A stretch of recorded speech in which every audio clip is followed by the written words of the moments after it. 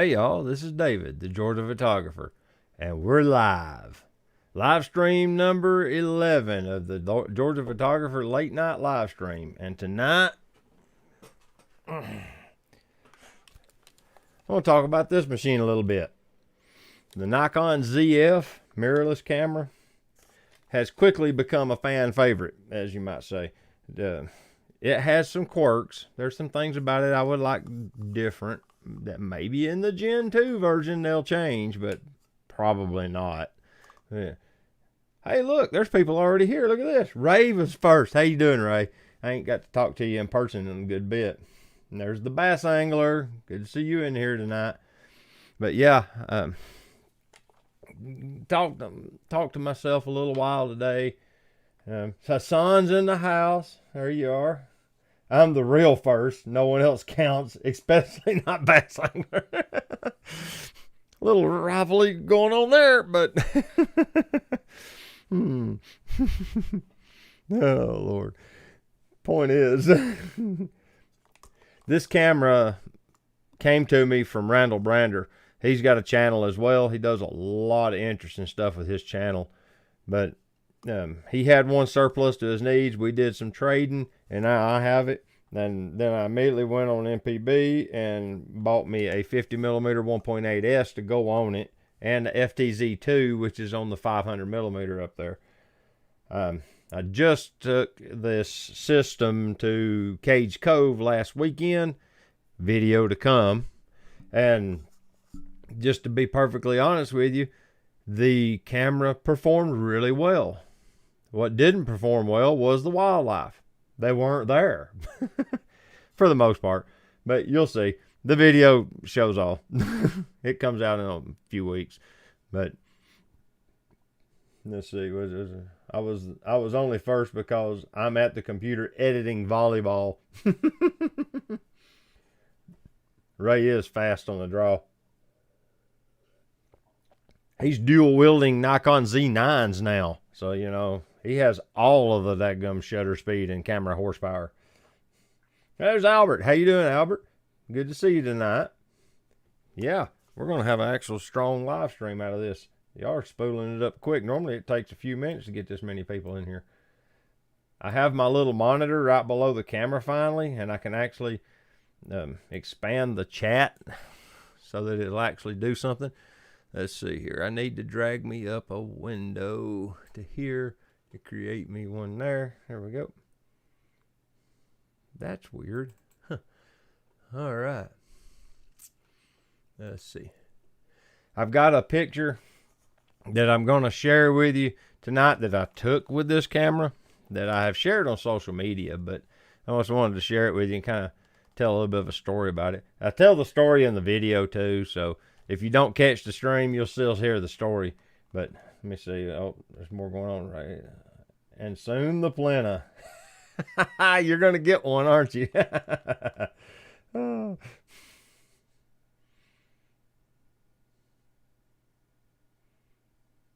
It's quick spray Ray. He does have like a lot of storage in each camera, so he probably can.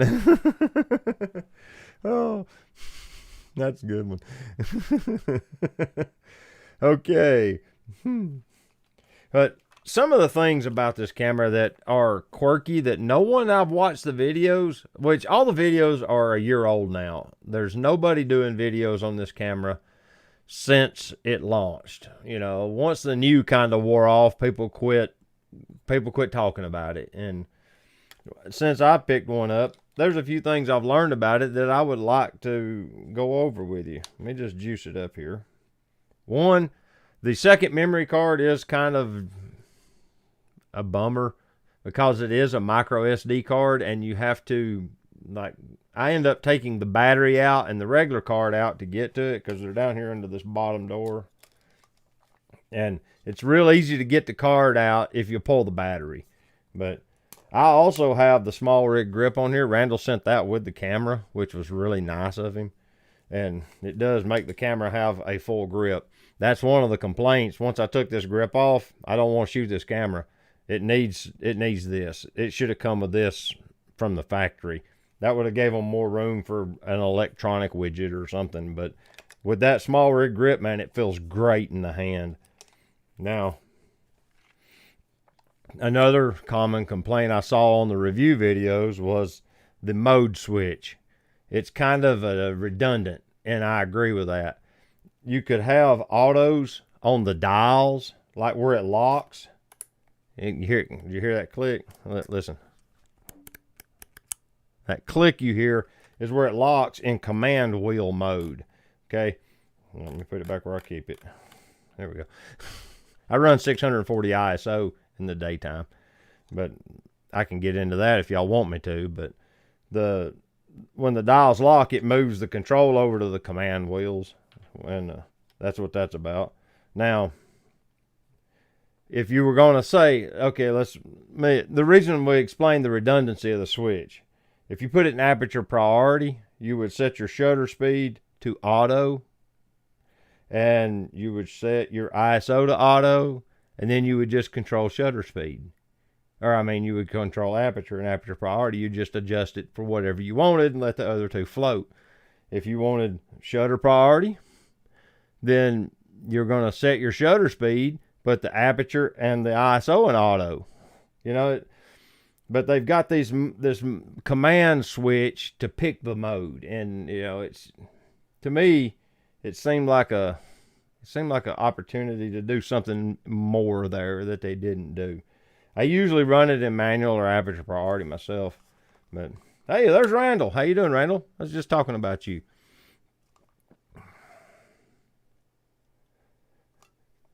Let's see. Oh, you ordered it. Ha! Ray's going to have the 135 Plena soon. Oh, boy. I'm going to have to put that on this camera and see what it looks like. Another big miss, and the reason you don't see one here, I'm going to set this down for a second and grab this. There's my MacBook. This is a vintage Nikon lens, okay? They make retro-styled lenses for the ZF, and they make two of them currently, a 28 and a 40, neither of which have an aperture ring. Complete swing and a miss by Nikon. Everybody that wants this camera for their... Oh, now I see what's happened. Okay, let's bring that back up. Let's minimize this window. There we go. Now, I had to get OBS sorted out. I was like, where's OBS? Okay, now I know. Anyway, everybody that bought the ZF wanted it for the retro aesthetic, and that makes perfect sense. So they make retro style lenses with no aperture rings. Now, you would think that they're saving money, and it's not necessary, and all of those things are true. But people will pay the little bit extra to have, even if it was a encoder and it was controlled by wire, you know, it was just an electric control drum switch, one of those programmable ones you see on the other lenses. Even if it was one of those, people would have bought it. I would have. It just frustrates me. So what I've done is I've got some, I got the FDZ2, which gives me a little bit of help with these lenses.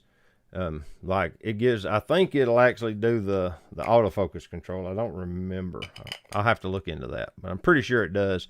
Like it gives you the eye detect autofocus or manual focus trick if you use the FDZ. There's somebody's found, I saw a video a couple of days ago now. Somebody's found that I believe it is not Fringer. It's one of those common adapter makers. It ain't Photocy.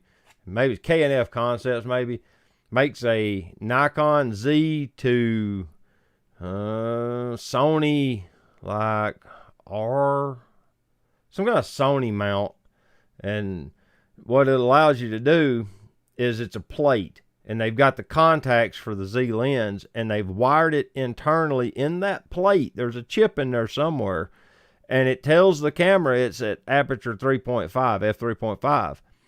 And once it does that, the camera says, okay, I've got an aperture, now I can do eye detect. And it allows you then to buy a Sony mount to Nikon lens or whatever brand lens you want to use. And now it allows you to convert your camera to manual focus with eye detect, focus peaking or whatever, where it turns the box green on the eye like it's supposed to.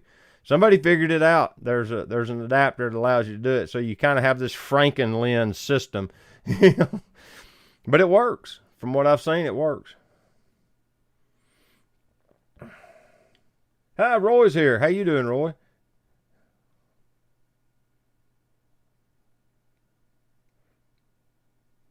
How did he know that? Y'all ain't friends and texting each other during my live stream, are you? Even though my phone's right here and we text on it. Lock screen picture. There you go. Get it. Photo I took in Hawaii. This is on the island, the big island of Hawaii. That's in the town of Hilo. That's the Palace Theater in Hilo, and that's their marquee. And it had rained that night, so the road was wet. And I was like, dude, score one for the Dave. I got that photo. And it's got everything about that picture is one I like.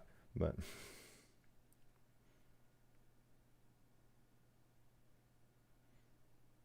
Art Labs. Or Arta Labs. I'll have to look into that. I've been looking real hard, just to tell you the truth, at the Voigtlander lenses that have the Z mount, because they're wired and they will give you eye detect focus. That's pretty sweet. And those lenses are beautiful. And I got a big light right here. And you notice I've moved my light. Now I don't have glare on my lenses, and you can read my website again on my microphone.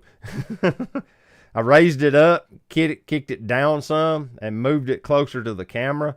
And by doing that, now I don't get lens glare. So it worked out pretty good. You don't get them stupid donuts on my lenses from the ring light.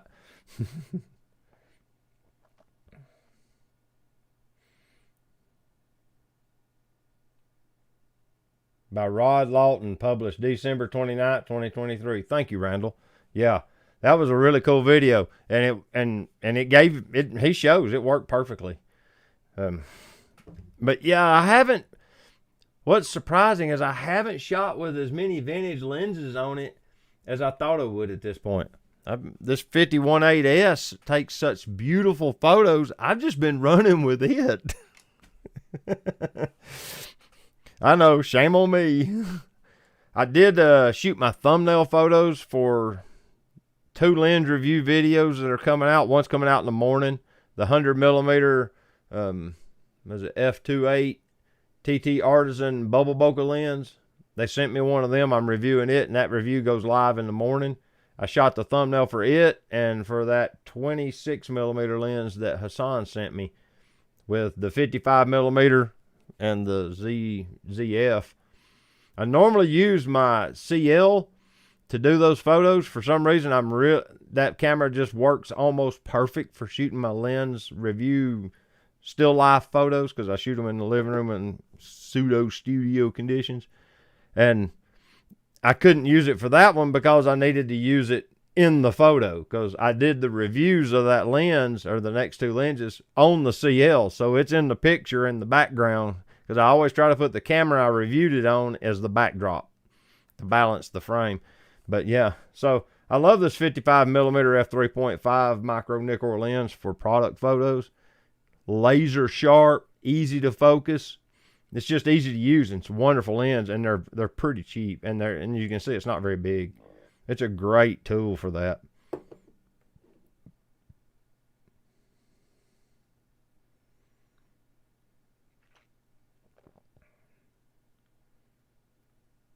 Hassan says ZF is still a very tempting product, but they dropped the ball a bit on the classic styling lenses. Lumix did the same with leaving the EVF off of the S9. Yeah, I see that too. I completely agree. But the next thing about the retro lenses that bummed me out, and the reason I don't own them, was I literally bought this listen at me. I didn't buy a camel. I bought a camera. I bought this camera for my travel camera. Okay, that's what I wanted it for. I wanted a nice retro-styled travel camera because I used to take my Fuji X-T3, and because I love that aesthetic, I love that whole system. It was really great. Kind of want to go back to it at times, but I wanted this for travel. That was the kind of the point. Okay, I've said that 3 times. We get it. Problem with the retro lenses, they're not weather sealed, and after doing that hiking trip across England last year, I want weather sealing. I took my CL, also not weather sealed, and I had to take additional measures to make sure that the camera didn't get ruined. Two of which, because everything we carried in our backpack. So on those long 18 and 15 mile walk days, I've got all that crap in my pack, and if it comes a rainstorm, how am I going to keep it dry, you know? So here's what my plan was. I had a 1 gallon Ziploc freezer bag, which is the heavy, durable bag. I kept it folded up and in my shirt pocket. So if it started to rain, I could just get it out, shove the camera in it, and hold it up to make it like an umbrella to keep the camera dry.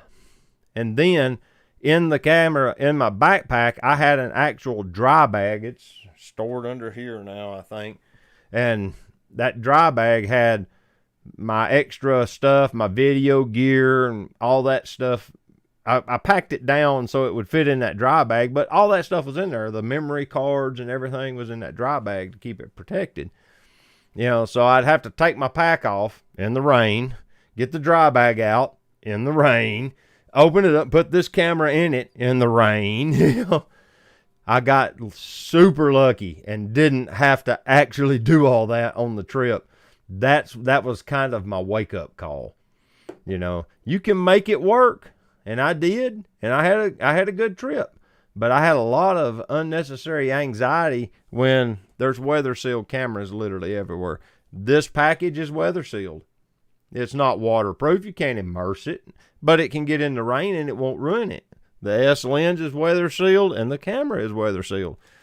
That was one of the big selling points. And the retro lenses aren't. They got plastic lens mounts.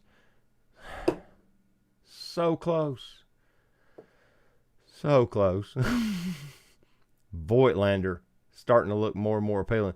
I have not checked yet to see if they're weather sealed. Why don't we just open up a tab and take a... What just happened?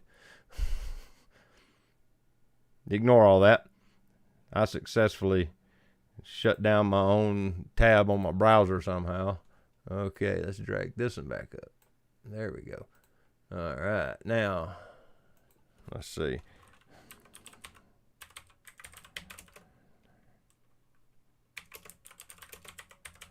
So what's happening here?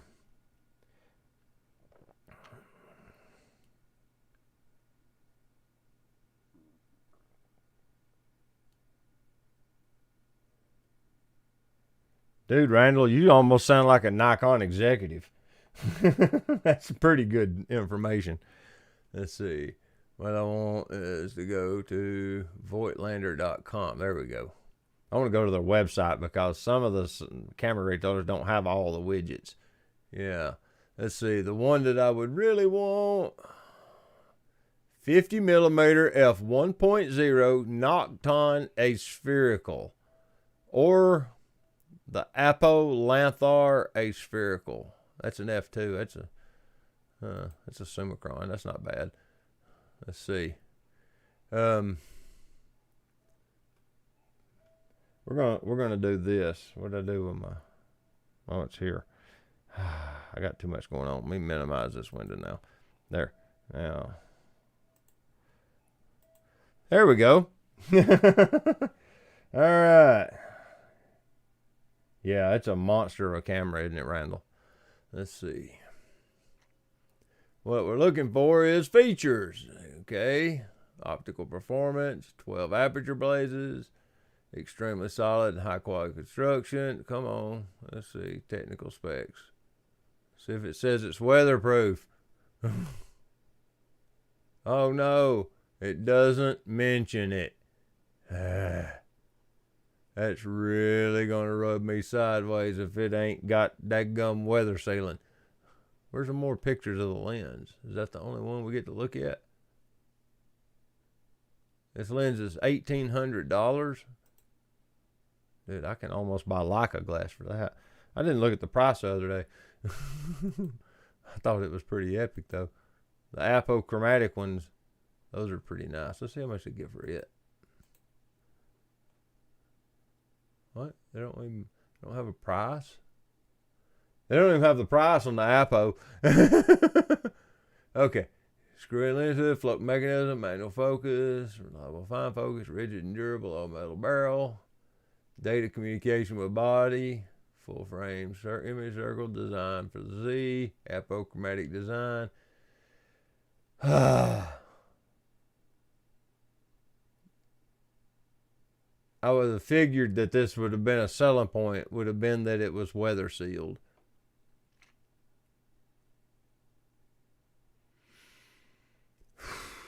Not really seeing it.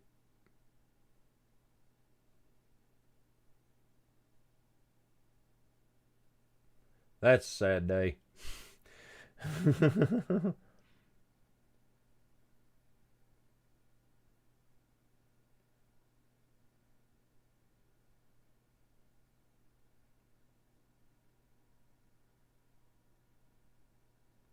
Hassan, you ain't right. No lens is truly weather sealed.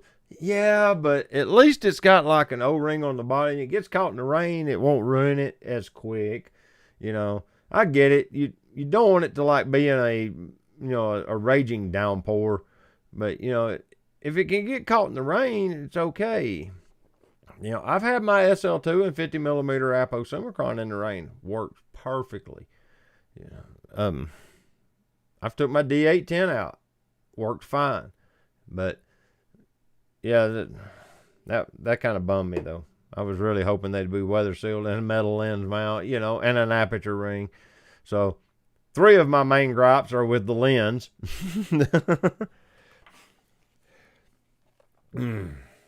I wish the top display panel had more than just the f-stop. I really like the battery indicator being on the top, because that's how I normally check battery charge. I cut it on, and on like the Leicas and stuff, it'll have a little battery symbol that pop up there. But here it just tells you what f-stop you're on, which is nice. But it also tells the f-stop on the back, which the battery symbol is on the back. And that works okay, I guess. I like the exposure compensation knob a lot. I love having the knob there. That's pretty nice. And I think you can get 5 stops if you put it in command wheel mode. I haven't checked yet because I don't normally need more than about 3/4 or 1. I rarely go much, even to that much. I'll brighten the dark area up a little bit with it or something usually, or push the shadows down in the low light. But for the most part, I never go past about 1. The next big complaint I really have is the screen. The screen itself is great, but this whole pivoty screen thing, I want to get down low with the camera and like shoot water reflections. And with my SL2 and my CL, they don't have flippable screens. They're rigid mounted to the camera. And I was hoping to get that back with this, because the XT3 had a fold out screen, just folded straight out. And I was really hoping this one did too, but it does this videography deal to where it comes out to the side. And it's not terrible. It just makes the footprint of the camera that wide, You can see it's a lot more camera that way. And, so now you just have to learn to work with it. And guys have complained that shoot video with it because you can't open the little window up to look at it when you've got a mic plugged in, because the mic port's right here. So when you plug in the mic to hook it to your little shotgun mic on the camera, the door won't open all the way. But yeah, I would have really preferred this just been a flip out or flip down, just instead of the fully articulating. I don't super need it. I do like the fact that you can close it. I shoot like this a lot. When I'm doing like those photos of the thumbnail photos, I had the screen turned around for that, and the the other day I was doing the wildlife when I was looking at the lens or the back of the camera when I was doing the video clip. Oh, you'll see. But so I had it turned around for that, and so I could see like the settings easier and stuff, because I was trying to watch the ISO a little bit. It was trying to crawl up pretty good at times. But yeah, for the most part, I like everything about it. There's a menu item or two. Let me get the menu going. That I went ahead and just created a custom menu, which everybody should do that. Auto ISO. That was because I got it at the very top of my menu. Auto ISO is a menu item now. You don't have a selection. Like where it locks on bulb mode. Nobody's going to use bulb mode as their default. That should have been auto ISO. Straight up. Why wasn't that auto ISO? Lock it in auto ISO. But no, you lock it in bulb, B. You can lock it in X, T, 1/3 step, which is command wheel mode. Maybe. No, that's aperture. No. Oh, yeah. Okay. So you got to go to the 1/3 step mode.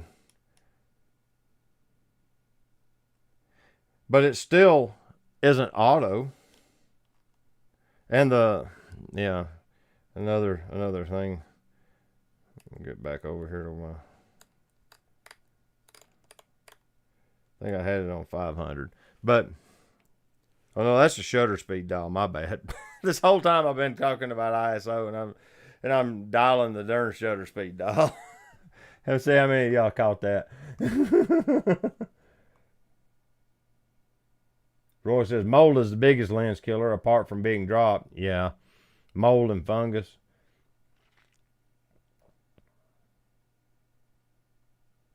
Lon says he likes to shoot selfies with that screen when he has the 26mm pancake lens on it. That's a cool idea. It's kind of fun to do when going out with friends. Yeah, because then you can, well, if you've got a wide enough lens like that, yeah, you can get everybody in frame. Yeah, it would be a lot of fun. Set it to timer.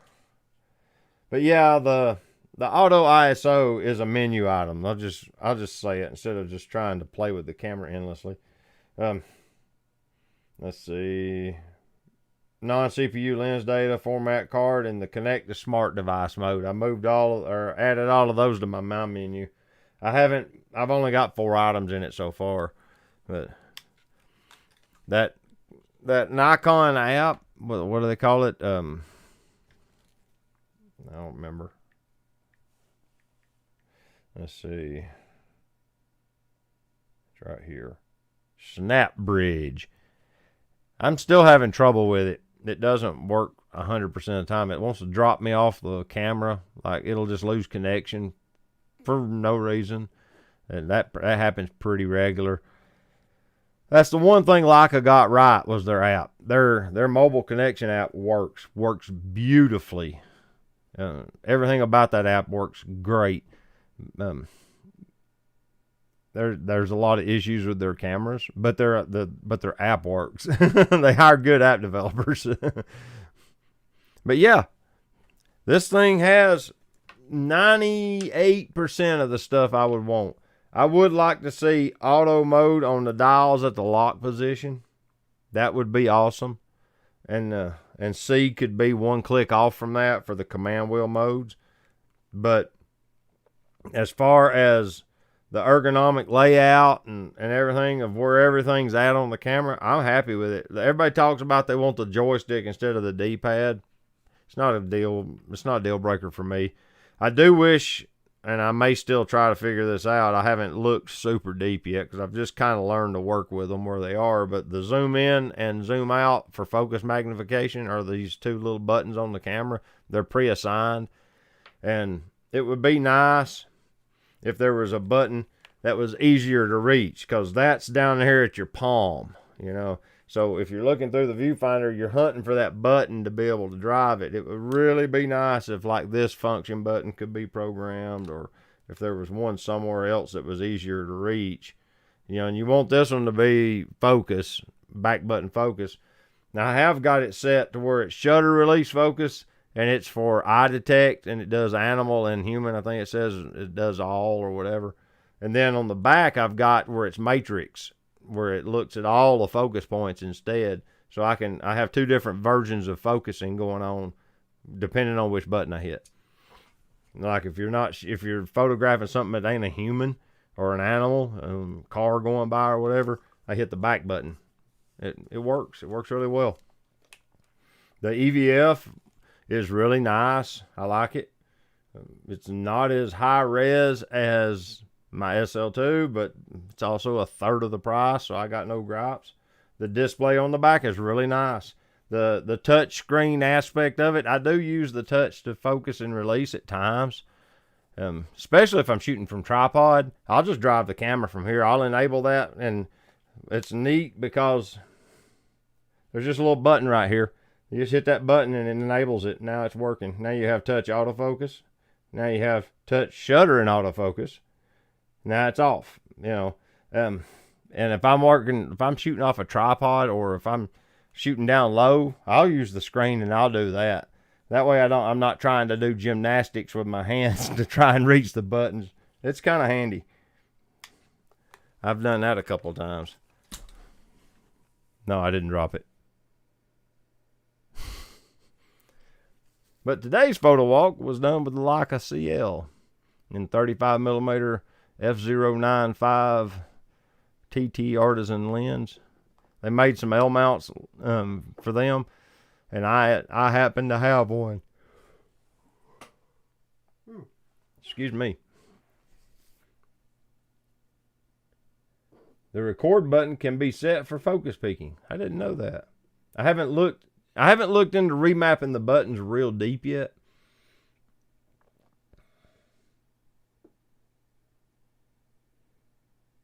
Ray says, get NX Mobile Air. Got to use the cable, but it's solid. You know what I have found that works super well? I'll just show you this. If I really want to just get the pictures, it's an iPhone SD card reader. Never set that back. I just pull the card out of the camera, plug it into this. It'll even read the RAW files. I haven't tried it with the Nikon. With the Leicas, their RAW format is DNG. They use digital negative the same as Adobe. So that's the format that they chose. So it'll read them, and I can edit them in my phone. But yeah, I just plug this in and then copy them to my phone. It works like a charm.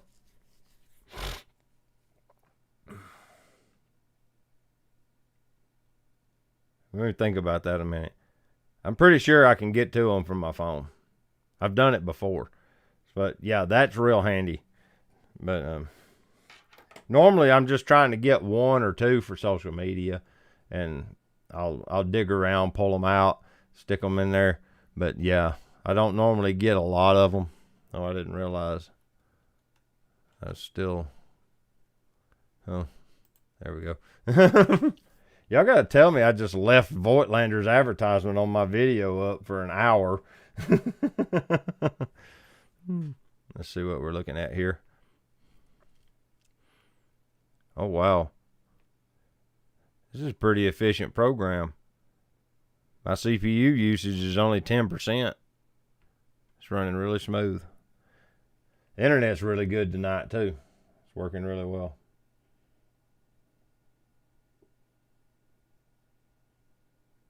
Ray says the NX Mobile Air will pull whatever you want, and you can tell it to only grab the JPEGs, the RAWs, or the protected files. Wow.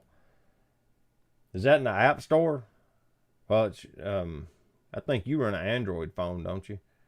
So I may not have access to your program.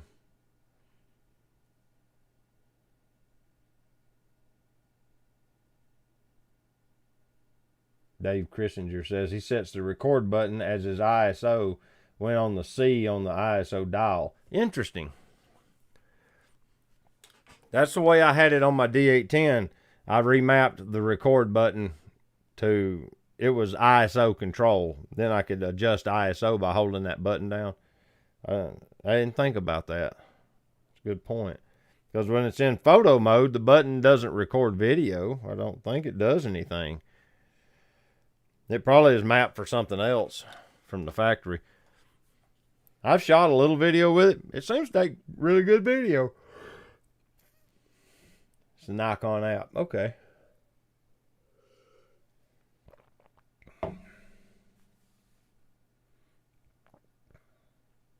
Crap bridge. Oh.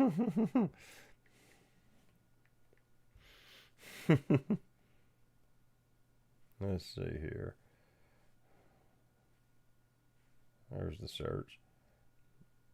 It's called NX Mobile. There it is. Get. Oh, crap. I don't remember it. We're just going to get this app and see what it looks like. Let's see here. Yeah.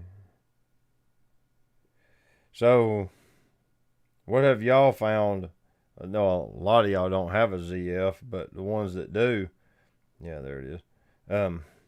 What have y'all found to be the most favorite feature on the camera? What do you like the best? I'm just curious. Y'all drop that in the chat. I'll have this download started in just a second. There we go. Yep. We'll have this app in a minute, Ray. We'll take a look at it. I think the most favorite thing for me is the actual shutter button, because Randall sent it with a soft release screwed in it.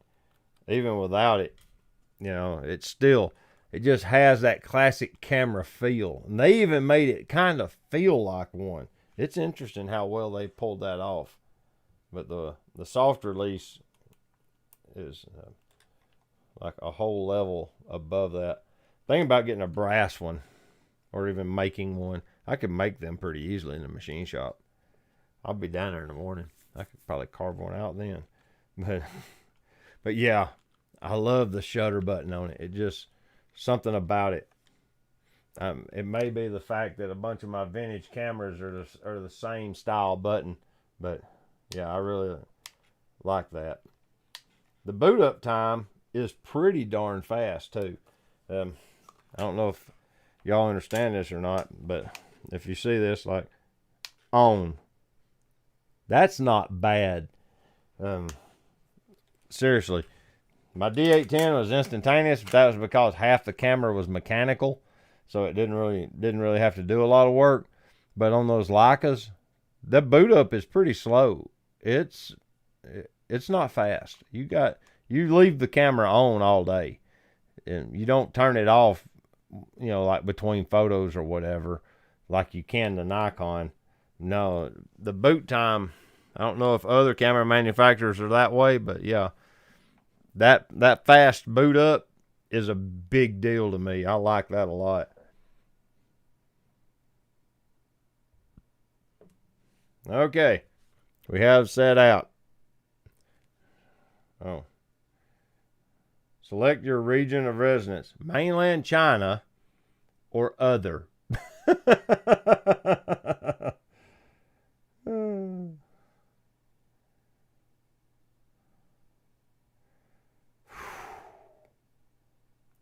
We ain't going no further. I got to read these terms and conditions before I just blindly agree to them. I've done learned my lesson over that crap. Oh well, that's as far as we're going on that tonight.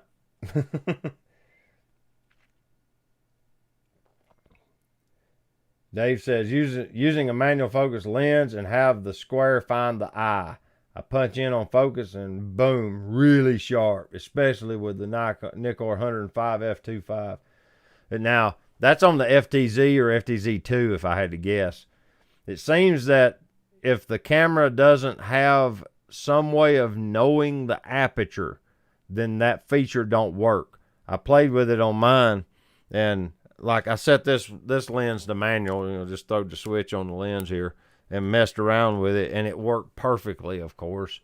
But like with this lens on one of these Photo-C just plain metal adapter modules, it just has the mechanical connection but no electronics. It doesn't know what the aperture is, and because of that, you have to go into the non-CPU lens data and tell it the major aperture, and then it'll guess based on the light coming into the sensor and the shutter speed that it's using. It'll guess the aperture and kind of give you a number in your EXIF data, but on the camera it'll just show 2 dashes, and without that, it won't do the focus confirmation square on the eye. I've been running into that. You use the FTZ too, yeah. I've got that one currently attached to my 500 phase Fresnel. I'm probably gonna get another one and just leave that on that lens. That works pretty good for wildlife. Many of your old manual AIS lenses have the Dandelion chip added. I need to look into that. I've got a few of them. I still have one that's unprogrammed. I have one left, but I've done 2 or 3 myself. And it is kind of sweet because it gave you everything but autofocus. It gave you auto aperture control. You just you stopped the aperture all the way down, and the camera could control the aperture and open it to whatever you set on the command wheel. It was pretty sweet mod. But yeah, I don't think this one has that on it. No. Yeah, I've got I think my 28 and the 135. No, a 200 millimeter. I got a 200 millimeter F4, I think. I put that chip on it. I did that one first to see if it actually worked. I bought that lens pretty cheap off eBay, put that chip on it. Turns out the lens is really nice, and the chip made it just even better. So now it's over there in the cabinet.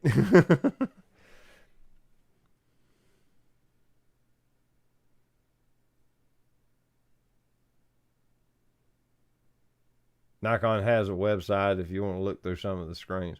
Cool. Yeah, I'll just read the terms of service. I want to see what they're doing with my data in the background. I've gotten real picky about that with apps.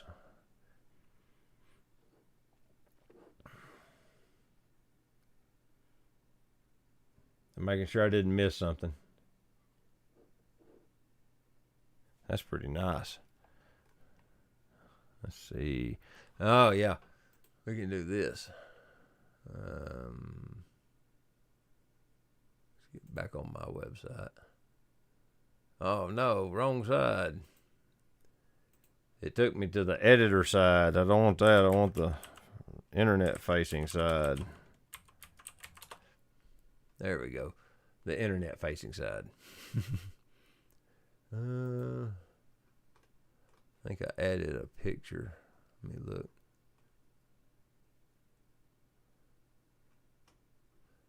Nope, not yet. I thought I did, but I haven't. I can do it the other way. I was going to show y'all this photo I captured on my trip last weekend. I got to open it up in a photo viewer. And here we go. Let's see.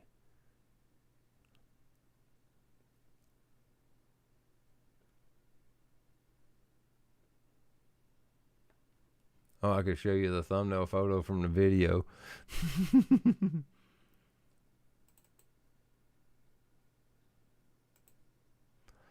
Let's see what this looks like.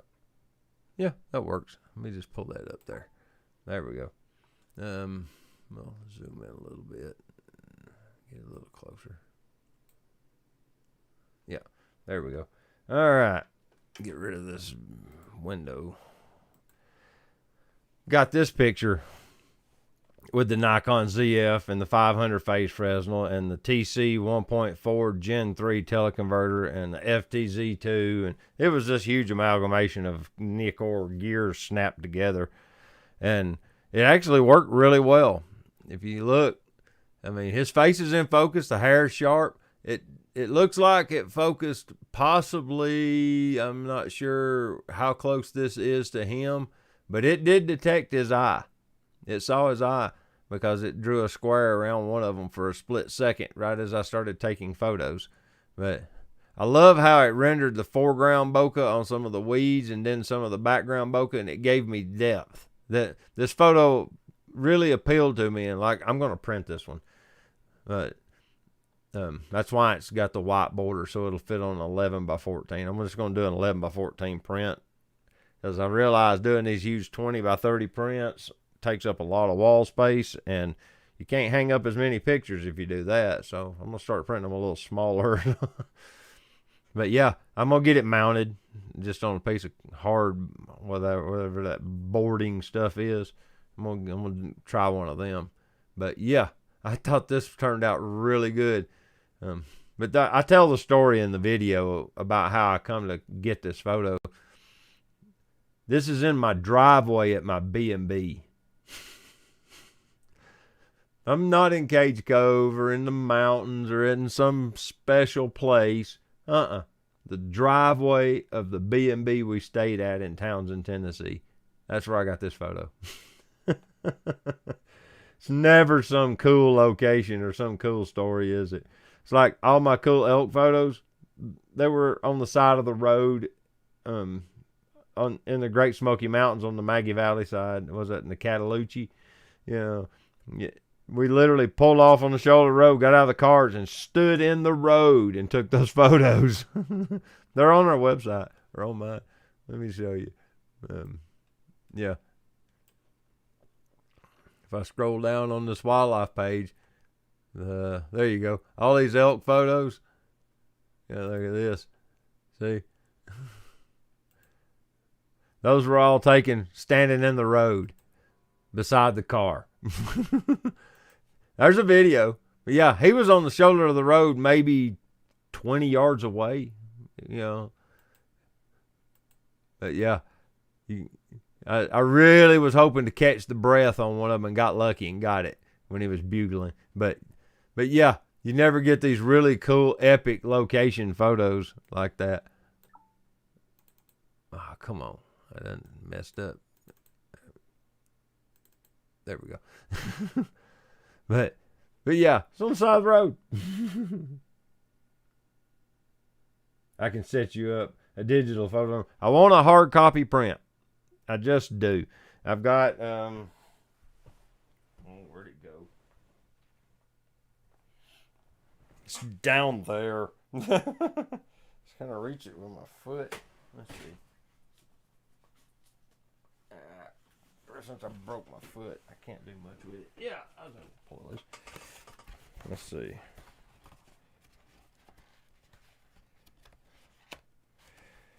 I like to get prints occasionally. See? That's a photo from 2020 during the lockdown when they turned off the high school graduation. They posted up this school bus into the center of town down there in Trenton at the parking, the Ingles grocery store parking lot, which is at the middle of town pretty much, and hung a huge banner on the side of the bus. And I wanted to capture that and print it. It's nice to have paper prints, you know, you can hold them in your hand. So, but that's why I want it. I want some physical. Oh no. Did I knock my light over and anybody tell me? Let's see. I just happened to look down and seen the light shining straight up. But yeah, that's why I haven't done the digital frame yet. Thought about doing it in the living room and putting one in there because Teresa uses the TV as like a mood thing. She's got these videos that run on it. Okay. Y'all didn't see the secret behind the curtain of the wizard on how I get the cool light on the wall. Just don't pay attention to that.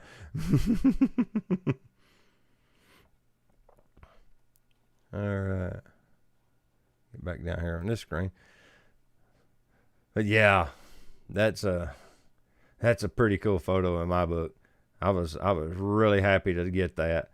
I got a bunch that are like obstructed with tree limbs and things. Like I probably took 100 photos of that bear and out of that 2 were keepers. Pretty much, you know.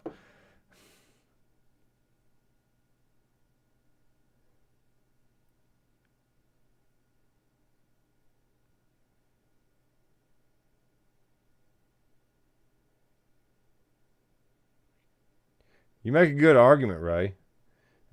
He says, you know, the whole idea, because I was complaining about wall space earlier, if I do a digital frame, then it's changing photos constantly all day, and you can have as many as you want. You know, there's no limit to how many you put in the frame. I guess physical memory limits it, but essentially, if you change it every 10 seconds, like Ray says here, there's 3,600 minutes in a day, so it'd be 6 times that, about 15,000 seconds or something like that.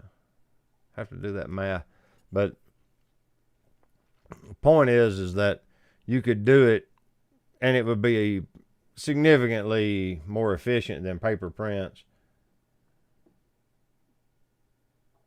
You took that with the Nikon 20mm f2.8D. Did you recently watch that video? Wow, that's impressive. For you to remember that? Yes, I did. That lens is literally sitting right behind the camera right now. I can reach it. I love this lens. Wonderful piece of equipment by Nikon, by the way. This is what all of my Milky Way photos were taken with. What's up with that? I had a bading.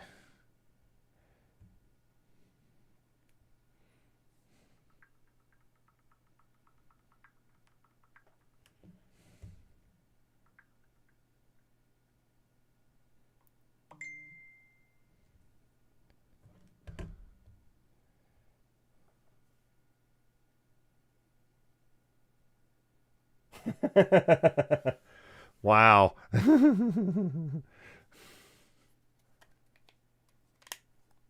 There is something about paper prints. Yeah. But I have a variable ND filter on it. I don't know if you can see it, but you can see this thing moves. And it also, if I remember right, yeah, it spins because it also has a circular polarizer on it too. K&F Concepts Nano X CPL plus fader ND. I don't remember how many stops the ND is. I think it's like 2 to 7 or something like that. And you can't use it at full because it makes the X. You know how that works. But you can get 3 or 4 stops out of it, and that helps. You know, that helps pretty significantly if you're willing to stop down to F11. You know, you already choked off a lot of light by doing that, or even F16 if you're brave and ain't worried too much about some diffraction. And then you got a few stops with this, and it being bigger, I've got it sized up. It's hard to see it, but it's bigger so that it don't encroach on the frame. Yeah. I was going to use that for video for a while. That's why I got that fancy super hot rod ND filter, but I never really pursued it. But it's a great lens. I love that lens. That impresses me that you remembered that. Hardly anyone else has made a YouTube review on that lens. And there's why you remember it, because mine and maybe one other guy in the obscure corners of the YouTube have actually put this on the camera and made a video.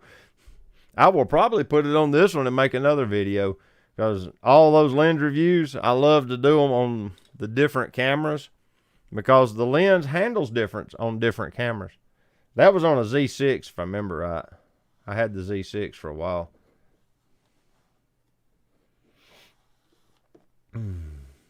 Nice elk photos. Thank you, Hassan. Barry looks like it was curious about you. Yeah, what he was, I think they have bad eyesight. I think he was looking for me. I think he knew I was there. That's why he looked that way, because the moment he cleared the tree line, he started looking at me.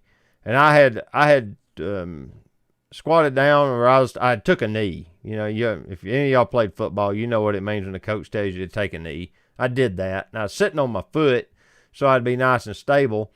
And just as soon as he got out in the open, I started snapping frames. Now, I actually think he heard the shutter. I don't think he smelled me. I think he heard the shutter, because he watched me take photos for about 3 or 4 seconds, and then he turned around and bolted up in the woods. He might have winded me and smelled me, but he's in an area with a lot of human occupation. You know, there's a lot of humans in the area, so the scent would be on everything. So I don't know that he smelled me. I think he just saw me down there, and it freaked him out, and he could hear that shutter clicking. They have terrible eyesight. That's what I was thinking. Because when he was sitting in the woods, you'll see in the video, I filmed him a little bit with the ZF and the 500 handheld, so be ready for that.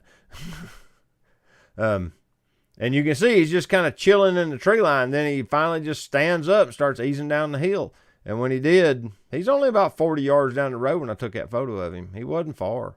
That's why he fills the frame so well. I didn't crop that. If I remember right, I might have cropped off some of the top because I made it 16:9 so I could make a desktop wallpaper out of it.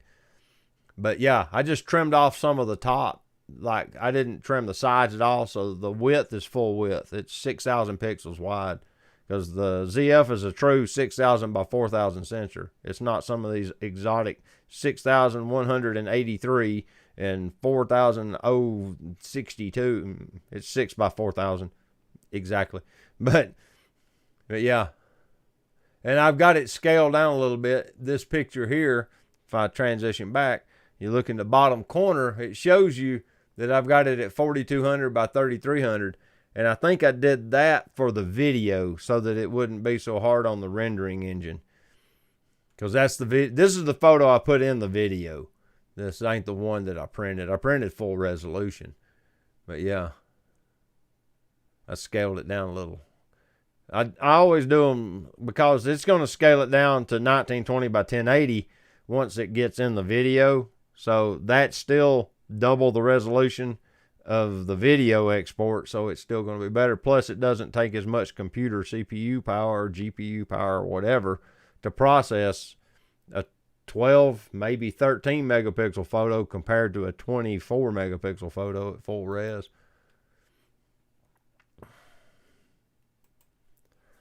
That's a inside trick to building videos with photos embedded in them.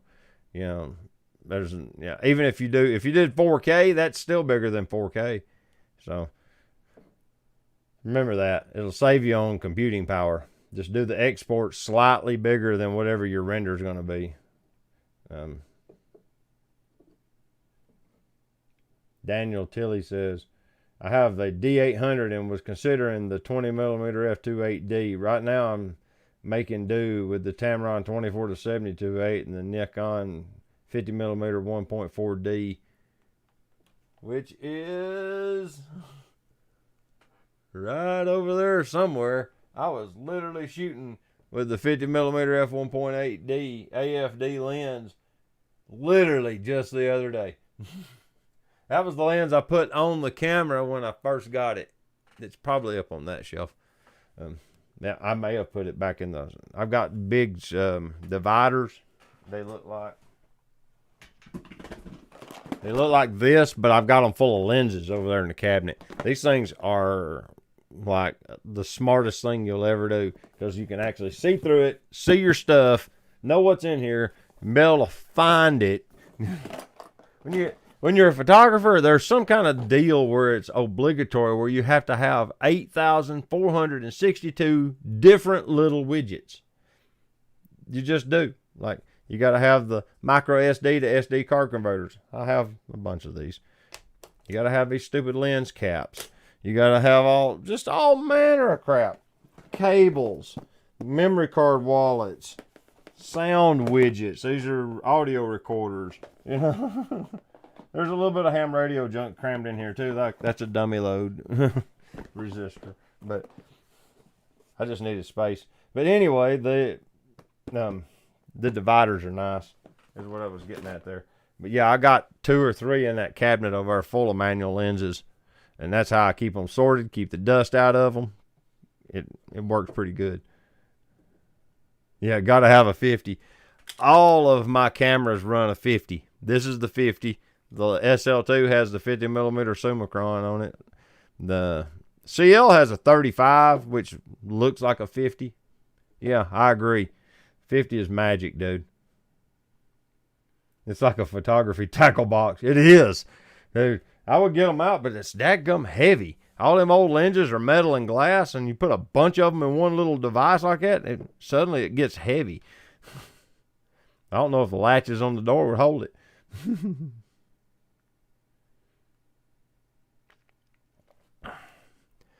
All right, let's see here. I'm going to change gears one more time. Oh, what was it? I had something else I was going to talk about. Talked about the Voigtlander glass. I talked about the photos and the bear picture. I had a list, and I didn't write it down because this was kind of impromptu. Let's see. What are we doing on time? We're an hour in. I got about 15 more minutes before I have to wrap things up myself. I got to get up early in the morning. Photos, guys. Photos.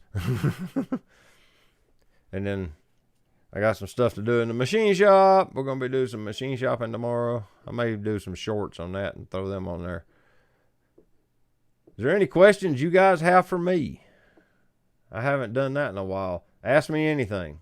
How about we do one of them, was it AMA videos? We'll just do a segment on that. Like today, I'm still rocking the original DJI Osmo Action for my video camera. And I went out and filmed today with it. I tried a different tactic for the mic. I'm not sure how much I like it. I bought a, what do you call it? Lav mic. I bought a Sennheiser lav mic to go on my little wireless lapel mics, those ones that you just stick on. Well, it's got a mic input, so I bought one of those lav mics plugged into it. And that thing has such good noise rejection that I am pretty certain that I'm going to go back to that. I ain't going to just run just the open mic with the wind muff.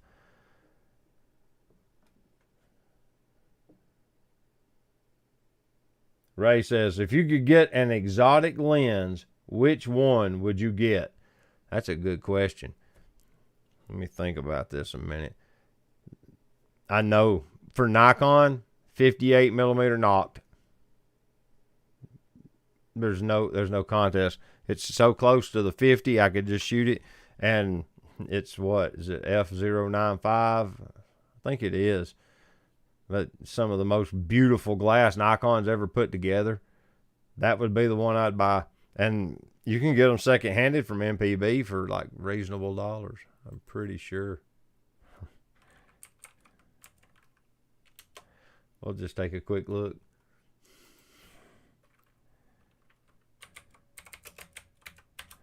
Let's just search for that and see what will come up with. Oh, look at that. They do have some for sale. Let's just click on that button and see what we got here. You got one in like new condition for $6,200, an excellent condition one for $58,000, an excellent condition for $51,000. Most likely, this one has more widgets. Let's see. Yep. This one has the front cap, the rear cap. This one has the lens hood, the transit chest case. So they're charging you $750 for a lens hood and a transit chest. Neither of which I would be like the end of the world if I didn't have. I bet you can get that lens hood from Amazon.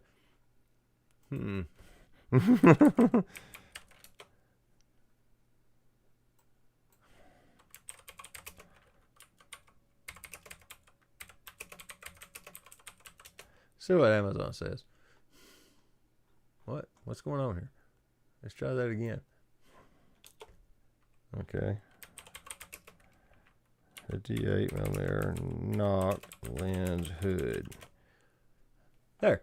Let's see. Oh, it's gave me 58 millimeters. Yeah.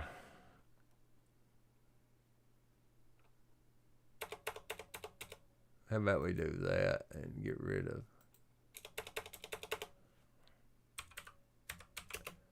Let's search for that. Now let's refine the search where it makes some sense.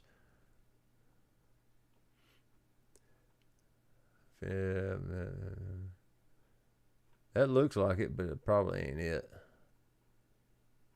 Maybe that lens hood is $600 if you actually bought one. Let's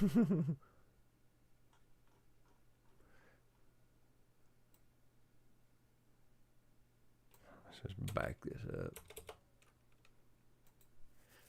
What we'll do is we'll look at the lens, and then we'll see what the part number for the lens hood is, because it'll say. Oh, it don't. They hid it from us. Or did they?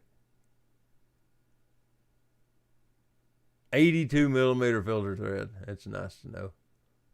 NH38. There it is. HN38. Okay. So now we go here. 58. NH-38 lens hood. Yeah, there you go. You can get it for $150 brand new. All right. So we can save about $600 by just buying the lens without the lens hood and then buying the lens hood separate.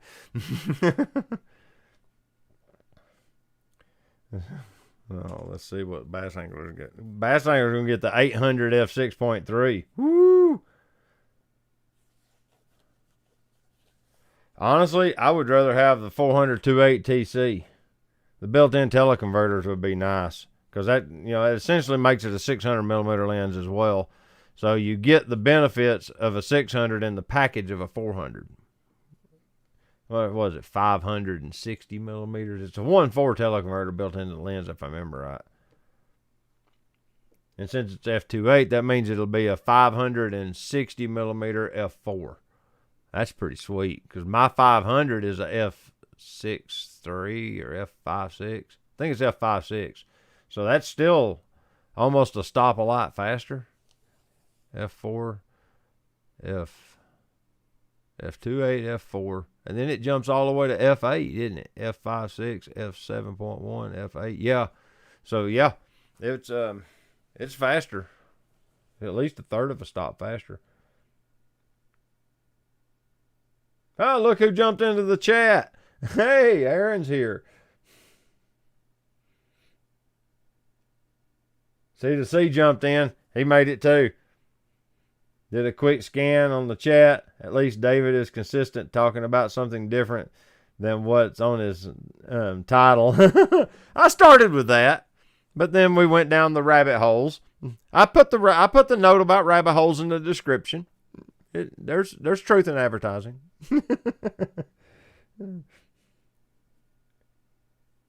$150 for a lens hood. Oh my goodness. Can get a whole autofocus lens for that price these days. But I guess if you need the knocked, it would be blasphemy to put a third-party hood on it. No, it wouldn't. Just I don't think they make one.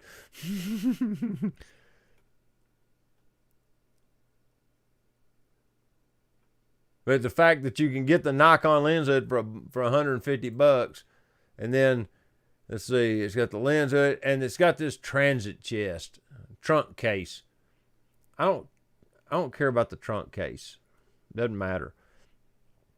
It's going to be stood up on a shelf with all the other lenses. So yeah, they can keep their box. And I can get the lens and order a lens hood and be set for significantly less money. But $5,000 for that lens ain't bad, because they're what, $8,000 new. May I suggest we explore a gopher hole next? What are you trying to say? I'm getting a little overweight and need a little larger opening to crawl through.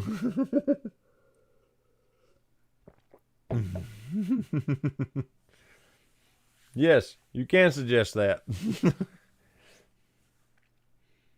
Have you tried any Thypoc lenses yet? seeming to be gaining traction in the Leica community.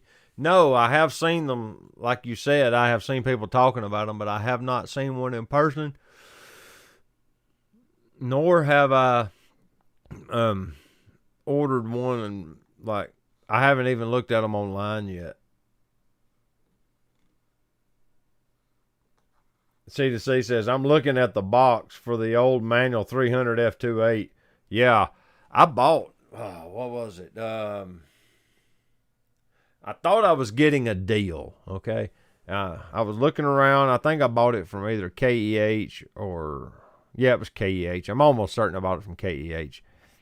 But I got to looking, I wanted a telephoto lens, and they had a 400 millimeter f2.8 AIS lens in the transit chest for like $950. I thought, dude, that'll be glorious. Man, all that glass. So I bought it, and I put it on my D810, and here's where the problem comes in. It takes a lot of practice to be able to focus on moving subjects with a 400 millimeter manual focus lens. Shot wide open, the depth of field is still razor thin. And, well, of course, shot wide open it is, but, you know, the whole point of the 2.8 is to get plenty of light. So if you stop it down to f4, of course, it made the depth of field look significantly bigger, but I couldn't focus that thing on nothing. It was frustrating. Very frustrating. I'm trying to yawn. For some reason, my body thinks I've been up a long time. But yeah, I wound up trading that thing into Robert's camera and trading it towards the cost of a 200 to 500 super zoom. Loved that lens. Complete game changer. That was the lens that made me actually enjoy shooting with big glass. Because that thing was incredible. For what you pay for them lenses, I didn't have to put much with it. They gave me almost, 2/3 of the cost of that lens in trade value. It was surprising how much money I got for that lens. Towards that 500, or 2 to 500 super zoom. That thing was nice. See, there's your gopher hole, Aaron.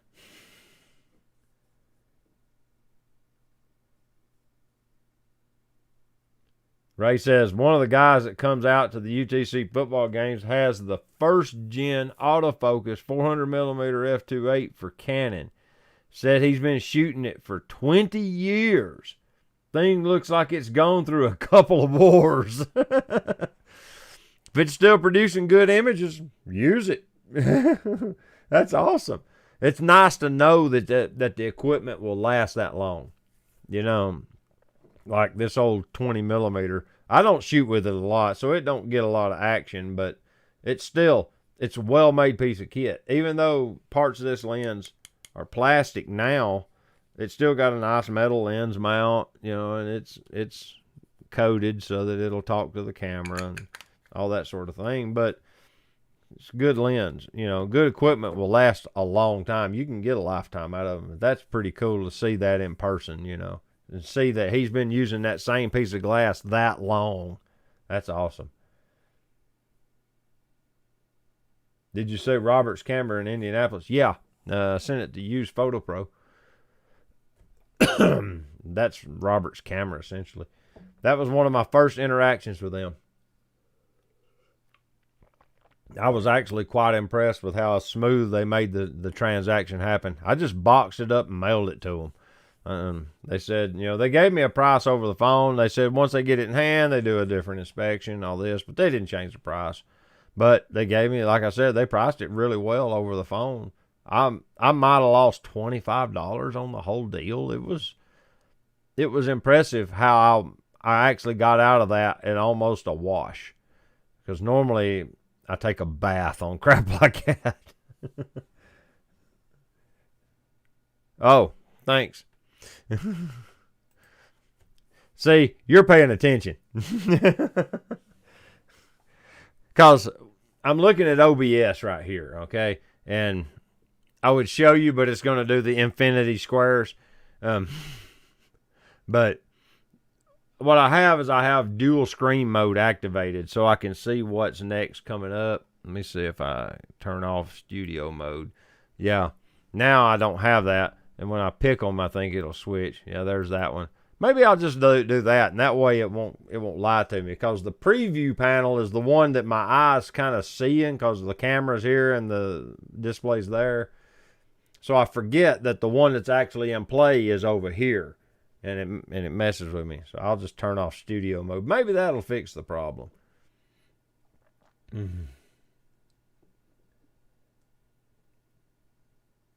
Indie Boondocks. Who is Indie Boondocks? I go there often. They have good service and good people. Yeah, Aaron does too. Aaron likes Roberts. He trades with them pretty regular. I haven't been to the store in person. I need to go see it. Supposedly it's pretty cool. And KEH is down in Atlanta, and I've never been there. I've done business with KEH. I actually thought about loading up a bunch of my lenses I don't ever use and driving down there with them instead of mailing them, and just go to the store and take them in. Of course, you don't get much for them when you take them to places like that, but at least it would be putting them to use. Somebody else might actually buy them and put them on a camera and take photos with them. That's what I think about that. I like some of them just because, like the 20. I don't shoot with it a lot, but I just like having it. It's a cool lens. But yeah, there's another rabbit hole.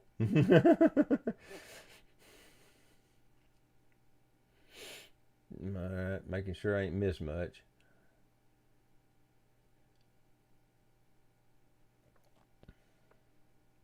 Okay, let's see. I got 2 minutes left. I got to shut down at about 11. I was given the ultimatum to not stay on this till past 2300, so we got a couple minutes. Do y'all have anything that you want me to bring up or talk about maybe in the next live stream? I haven't spooled one up in a while because I've just been covered up busy. We took that trip to Croatia. Video isn't done yet. And I got back. Well, of course, things had backed up in the shop. We had a couple of machines break down. I've been working on some of that. Working on helping them get caught up on the backlog in the shop. That's why you see the shorts about machine work. I've been out in the shop helping them, doing industrial work and stuff for them to get the shop guys kind of out of the bind that they were in. And finally, this week, I got today back to working on YouTube. And so starting next week, I should be able to get back on my content creation more.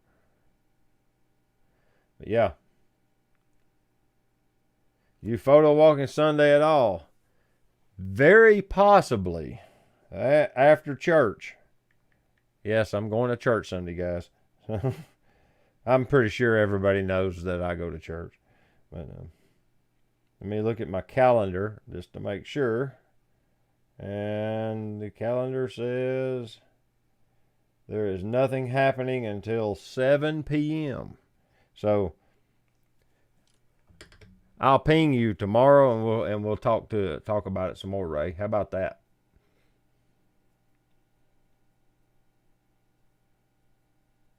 Thank you, Daniel, for showing up and talking to me. I really appreciate you hanging out and just chatting.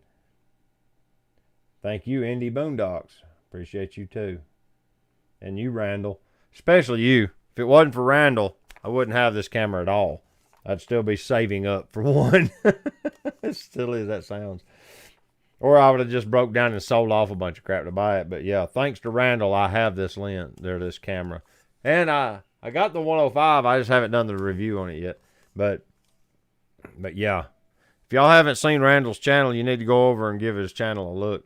He does a lot of gear deep dive stuff. So it's really interesting. I spend a bunch of time over there on his channel. I don't comment a lot, but I see a lot of his content. Yeah, I'm glad you caught me too, C2C. I don't get to see you in the chats much.